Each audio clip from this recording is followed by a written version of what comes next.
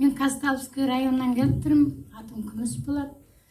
Осы компанияға, мен Больницкий районға келіп, облысқа келіп, Женскийден ауырдым. Кеста, сосын миома, сосын полит болды. Осы неден, больництен ештеңе результат болған жоқ.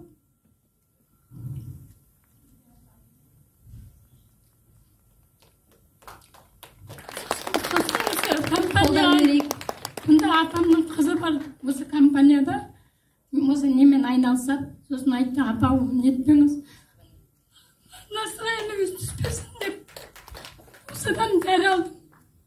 2 жылға кредит алып тастау үшін. Сосын кеше 1 ай болды, осы неден компанияның дәрісін алып кеттім. Содан 1 ай іштім үйде. 1 ай қалдырмай іштім, күндегісін 2 мезгіл ішіп.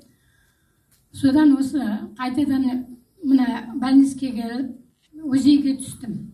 УЗИде сосын айтты, сіздің неңіз нормальный апай деп сөйледі. Бірақ врачыңызға барып қаралыңыз деп.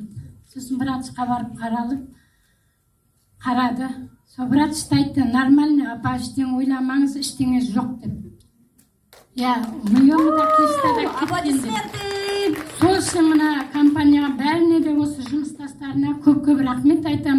Сіңліме көп-көп рахмет айтам. Қошеметтеріңіз. Я, аман жүрсін, бәріңіз де осындай дендеріңіз сау болып, осылай ауырмаңыз.